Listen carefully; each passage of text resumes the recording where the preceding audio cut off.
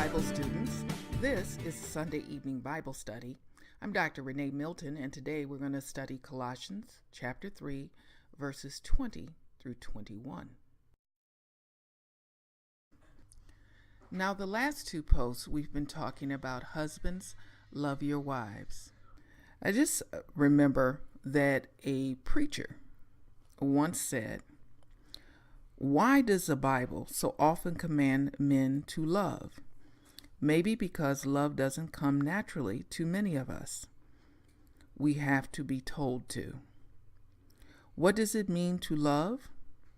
Maybe most women don't have to be told. If you love someone, your day isn't complete unless you've heard that voice and shared with the beloved of your life your struggles and thoughts and concerns. You want to share, and if possible, every moment with the beloved. When you love, every celebration and sweet fragrance reminds you of the beloved. No important decision seems right unless it has been discussed and the beloved thoughts incorporated into the choice. I would guess you may think I'm talking about human romantic love. I am. But I can't help but think with every line that any man who has a healthy relationship with his Lord understands what love is. If you love the Lord, you want Him to be a part of every thought, every breath, every decision, every hope and dream and idea and problem. God is there at the beginning of the day, and the day isn't finished until you've shared with Him your deepest concerns and joys. A man who loves God wholeheartedly knows to love his wife." That is a great recap of what it means for husbands to love their wives. And now this is a great segue into more instruction about the family, because our next scripture is verses 20 and 21. Children, be obedient to your parents in all things, for this is well-pleasing to the Lord. Fathers, do not exasperate your children so that they will not lose heart.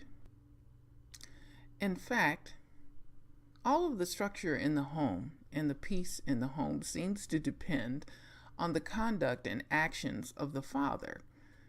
Biblically, there's always a pointing to the father loving the wife or not being harsh with his children and provoking them to wrath. The husband's actions toward his wife and children are the centerpiece of the functioning of the home. Now here's a story from the late great Irma Bombeck about fathers. What does a father do? I received a letter from a single mother who had raised a son who was about to become a dad. Since he had no recollection of his own father, her question to me was, what do I tell him a father does? When my father died in my 9th year, I too was raised by my mother, giving rise to the same question. What do fathers do? As far as I could observe, they brought around the car when it rained so everyone else could stay dry. They always took the family pictures, which is why they were never in them. They carved turkeys on Thanksgiving, kept the car gassed up, weren't afraid to go into the basement, mowed the lawn, and tightened the clothesline to keep it from sagging. It wasn't until my husband and I had children that I was able to observe firsthand what a father contributed to a child's life. What did he do to deserve his children's respect? He rarely fed them, did anything about their sagging diapers, wiped their noses or fannies, played ball, or bonded with them under the hoods of their cars. What did he do? He threw them higher than his head until they were weak from laughter. He cast the deciding vote on the puppy debate. He listened more than he talked. He let them make mistakes. He allowed them to fall from their first two-wheeler without having a heart attack. He read a newspaper while they were trying to parallel park a car for the first time in preparation for their driving test. If I had to tell someone's son what a father really does that is important, it would be that he shows up for the job in good times and bad times. He's a man who is constantly being observed by his children. They learn from him how to handle adversity, anger, disappointment, and success. He won't laugh at their dreams, no matter how impossible they might seem. He will dig out at 1 a.m. when one of his children runs out of gas. He will make unpopular decisions and stand by them. When he is wrong and makes a mistake, he will admit it. He sets the tone for how the family members treat one another, members of the opposite sex, and people who are different than they are. By example, he can instill a desire to give something back to the community when it needs to be greater than theirs. But mostly, a good father involves himself in his kids' lives. The more responsibility he has for a child, the harder it is to walk out of his life. A father has the potential to be a powerful force in the life of a child. Grab it. Maybe you'll get a greeting card for your efforts, maybe not, but it's steady work. I'm bringing back my husband, Gino Milton, because we have a family. We have 3 children between the ages of 16 and 22. We've made a lot of parenting mistakes, but we can also speak from a place of learning where we have learned how to deal with our children. Now, let me just say that the word exacerbate comes from a Greek word that means to irritate, to arouse to anger, to provoke, or to incite or stir up something. So we're going to talk about that today in practical terms. Before my husband comes in, I just want to talk about 2 pitfalls when it comes to exasperating your children. One of the ways that this can happen is we can cause our children to become frustrated to where they will act inappropriately. So if a father is teasing the child and playing with the child, and a lot of fathers do that, they can do it to the point that it becomes too much. The role of the father is really to teach the child how to calm down and how not to go too far. The goal of the father is to incorporate the character of the Lord in them. If they see us angry and out of sorts, this is what they'll learn. Fathers are supposed to do things that will bring out the best in the child, not to agitate them to the point that it brings out the worst in the child. A father should teach a child how to handle negative situations. One preacher said that in comparison to Jesus, a father should do the same thing that he sees from the Lord. Christ spoke wisdom. He taught us not to be quick to anger, but to be self-controlled. He teaches us to be patient, compassionate, understanding, and loving.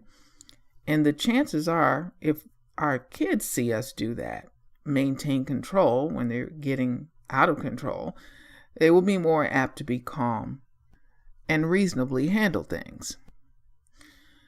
And the other point, don't embitter your children. This means don't make your children cynical or bitter. And how would you do this? One way is to respond to them in a way to tell them that they disappoint us. When we say things like, what's the matter with you? And why can't you get that right? Are you stupid? This is embittering to children. You'll never amount to anything, you might say. That's embittering. You're fueling their pessimism. They won't ever look at life with any amount of hope. Life for them will be spent in despair and anticipation of failure. Another way is to not keep your word as a father. We can tell our children we're going to do something, or we're going to help them with something, or we're going to give them something, and we don't follow through. And they become disappointed and discouraged. And then the idea is that dad can't be trusted. So now I'm going to turn this over to my husband, and he's going to talk about fatherhood. Well, let me say this about the last thing you said about fathers not being trusted, because of, you said that one of the things that we can do to embitter our children is not hold to our word. I remember coming up, and this is for both parents actually, that part, that one little part you talked about. When my second oldest nephew, I think he's my second oldest, well, Terrence, my nephew was born, my sister would promise him things and wouldn't come through. She was a young mother, and I remember my dad telling my sister specifically, stop telling him what you're going to do for him. Yeah. If you're going to do it, make sure you can do it before you tell him. Right. He said, if you don't do that, you're going to damage your relationship with him. He didn't say it like that. My father was a little more, he had more colorful language. And that's exactly what happened. She would do it and promise and break the promise and wouldn't come back. Right. And that was the thing. She wouldn't come back and really clean it up. And they had a rough relationship when he got older, had a really rough relationship. And they're just kind of turning the corner now to have a better relationship. It's mended better. Yeah. It's better. It's better. But, you know, the road they ended up on could have been averted if she had done certain things. Now, that's just talking about parenting. But as fathers, we're going to be examples whether we want to be or not. It's what kind of example you're going to be. I remember a story about two twins. And one was very successful. One ended up being an alcoholic. They had the exact same father. Obviously, they were twins. And so they interviewed them. And their answer was very interesting. The alcoholic son said, when my father was an alcoholic, I had no choice to be just like him. So then they asked the successful son. He said, they asked him, so how did you end up successful? He said, my father was an alcoholic, and I did not want to be like him. So at that point, it became the perspective of the child. Right. So what I noticed is that when the scripture tells fathers to men to love your wives and don't provoke your children, it speaks to his ability to relate and connect, which is not something that men tend to do easily like women do. I don't think it's a matter of they don't love them, but I think it's a matter of how do you express your love to your children? How do you, as a man, express love to your children in a way that they know that they're loved? I remember when my third oldest sister passed away, and my dad cried like a baby. We didn't know he loved her like that. We grew up in the same house, but we didn't know that he actually loved her like that. So men tend to not be as expressive about their love, or they tend to feel like if they just bring the bacon home and clothe you and feed you, hey, don't you know I love you? Yeah, I mean, they like to say that, well, my dad was old school, or they were brought up old school. I'm not sure that was a school at all. It was just a way that they were brought up, that men were to, let me give you an example. Now, well, let me back up before I say all of that. The problem that men run into in terms of fatherhood, if they're not good examples, is that they can get rejected. And what I mean by that is this: my father was in the house, but he wasn't in the home. And what I mean by that is he was not a good example in terms of how to be a man, how to be a husband, what you should do as a young man, how you should continue to do certain things. My father was a good example at timeliness. He was a good example at going to work every day. It didn't get too cold. It didn't get too dark. My father was never broke. You know, sometimes people get broke. Right. Oh, you have any money? No, I don't have any money. My father was never broke, ever, to the day he died. But we didn't enjoy it. Right. Because he did not know how to share his wealth, not only with the money per se, but who he was as a person. And what he's been through, and share his life. Right. He didn't how tell to us. Be a good person. Right. I mean, he explained to us how he ended up the way he was when it came down to money. But he didn't sit us down as boys and say, come here, boys, I'm going to show you why this is important. I'm going to teach you how to do this. And then engage us in a way that made us want to do what he did. Well, that speaks to fathers spending time. Yes. With the child. Right. I remember the story that I read one time about an attorney who was very successful. And he said his father gave him the best Christmas present he could possibly give him. One day he gave him a box with a note in it, and he said, I'm going to spend 365 hours with you this year. So 1 hour after dinner is yours. We'll do what you want to do. We'll go places you want to go. We'll play the games you want to play. And he did that. And every year he would renew that contract with his son. Oh, okay. 365 hours. And the attorney said, I am the product of my father's time. And I think that's where a lot of fathers sometimes miss out, is that quality time that they should spend with their children. Now, I'm an older guy. I'm 57 years old. I'm not old, but I'm 57. And all the way up until I think it was 2 years ago, gun to my head, I could not tell you if my father loved me. And that was based on how he treated me. That doesn't mean that he didn't bring food home, that he didn't clothe us. He did all of those things. But because of the dysfunction between my mom and my dad, even though they were both there, we were raised like orphans. It was like we came up in a foster home. My mother loved to hug and kiss, but she wasn't connective because she was in such depression because of her bad relationship with my dad. And my dad was one of those type of men that basically, if I go to work every day and I come home, I shouldn't have to do anything pertaining to this home. Now, my dad did cook. You've tasted his cooking. He was a good cook. But he didn't really show you how to be a father. No.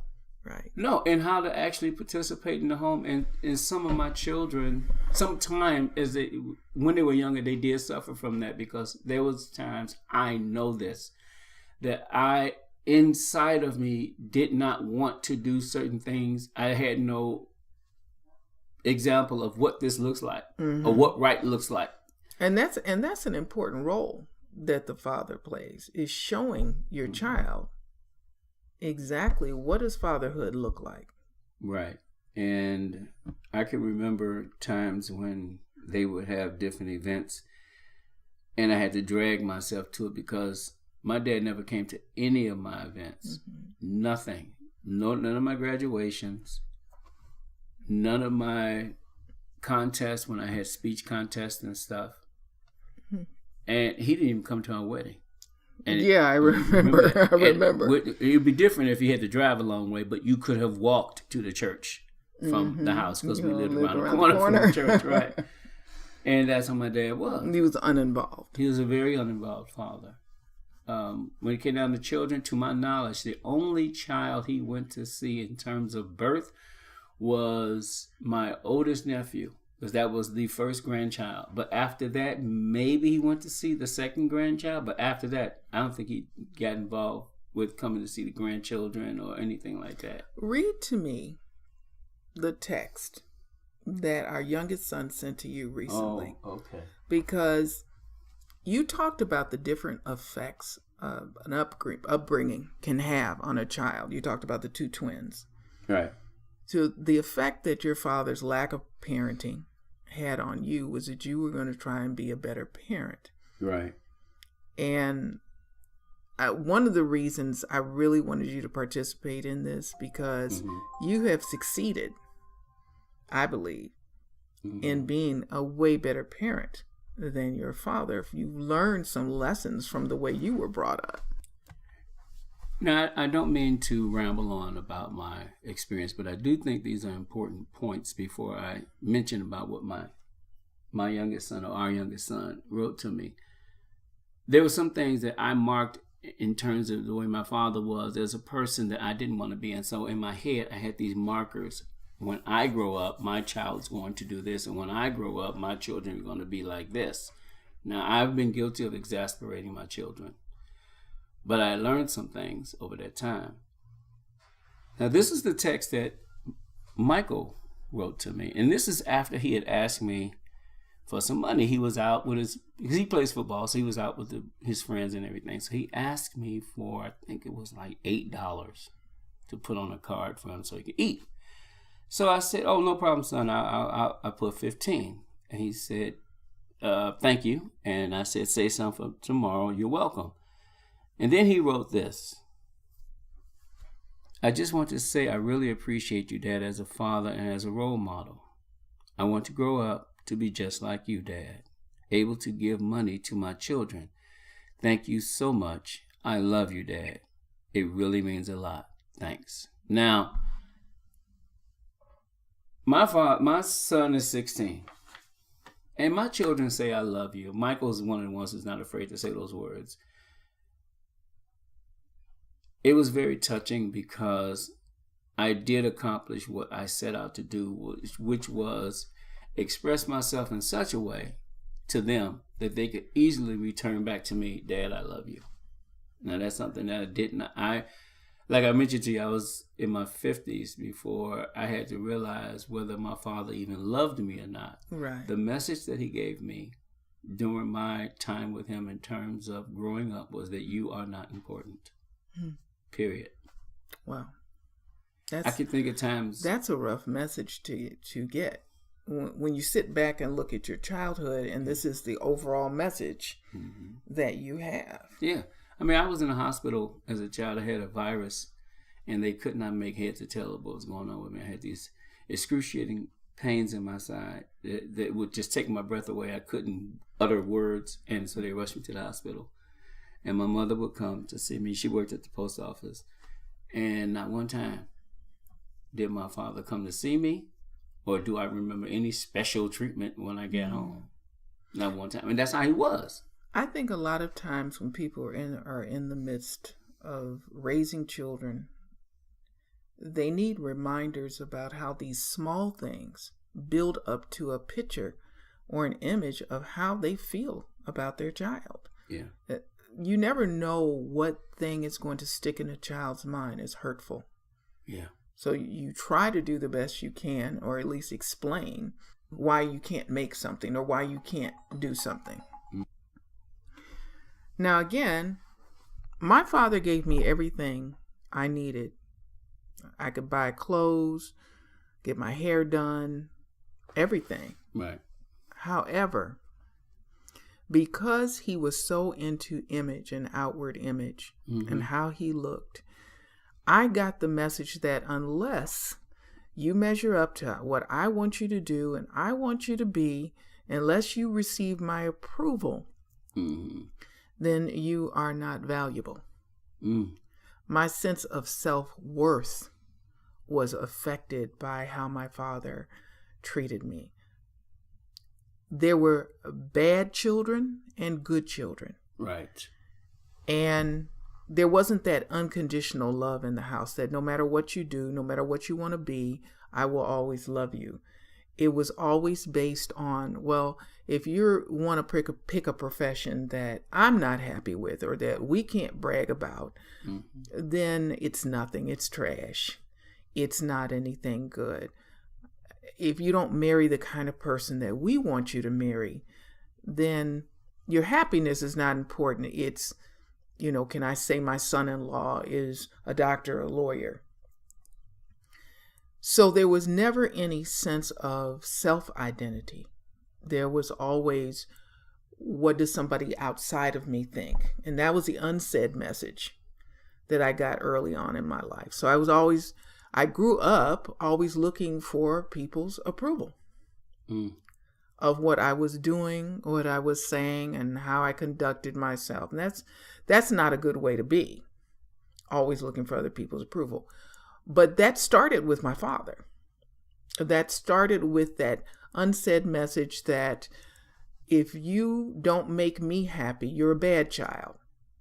If you do everything I'd like for you to do, you're a good child.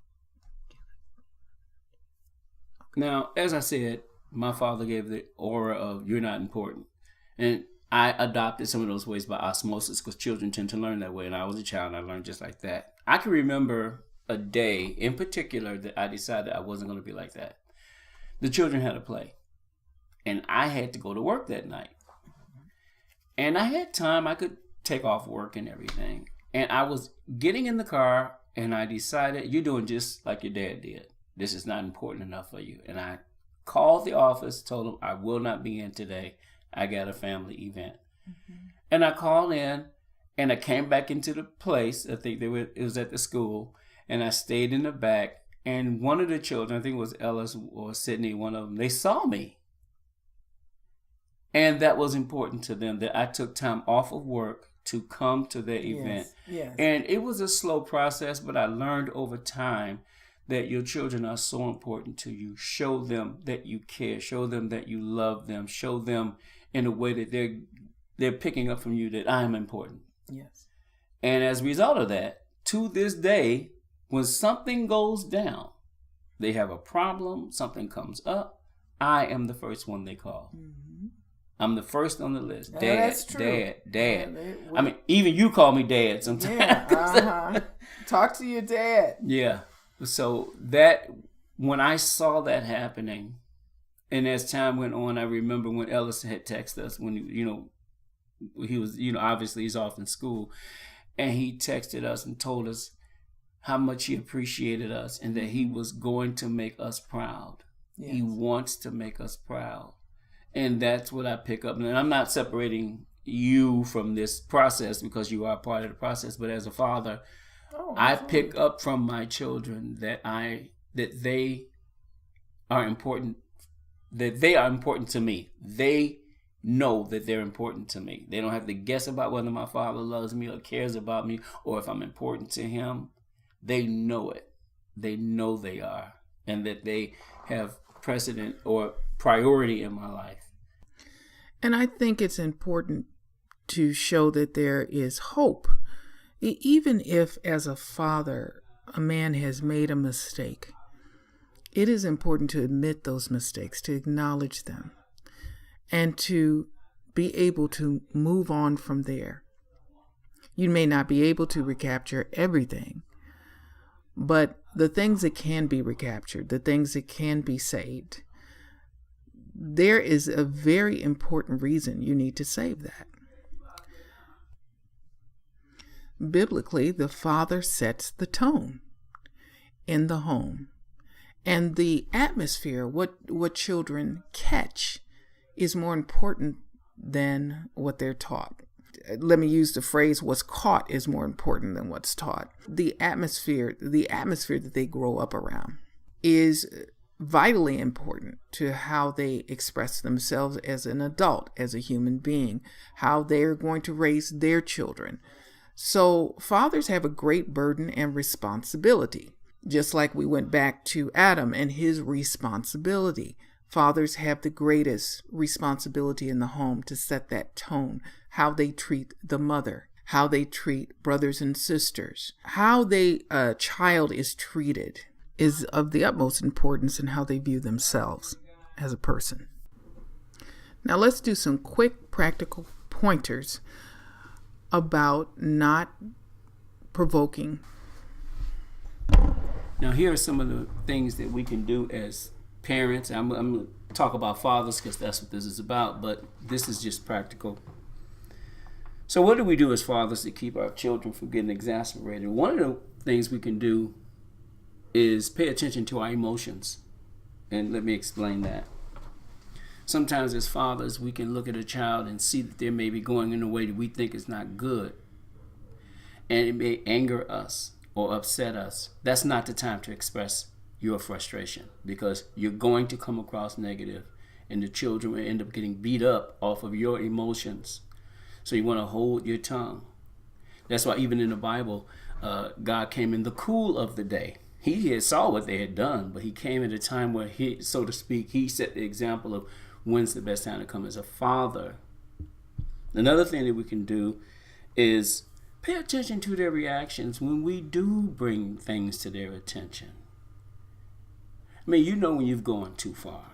When we see frustration in their faces, or we see disappointment in their faces, or they feel that they are a disappointment to us as a person, we need to project differently. We need to ensure them that you're still important to me and your decisions are important to me. I just want to be a help to you. I shouldn't be driving you into the ground like you're a nothing and just dismissing you, like what you mentioned about how your father was like, I love you, but if you don't come up to what I said, then you know that's not good. Mm-hmm. The other thing is, and this is a big one, apologize. When you make a mistake, not if, but when you make a mistake as a father, be humble enough to apologize without explanation. Well, the reason I did this is because of, no, you did it. Just apologize. Just apologize, because you don't want to get to the place where it's too late to apologize. And so I think showing those examples of how we should conduct ourselves as fathers, as parents, will help our children. Thank you for listening today, the Sunday Evening Bible Study. Join us next week as we'll continue with Colossians 3, verses 18 through 25.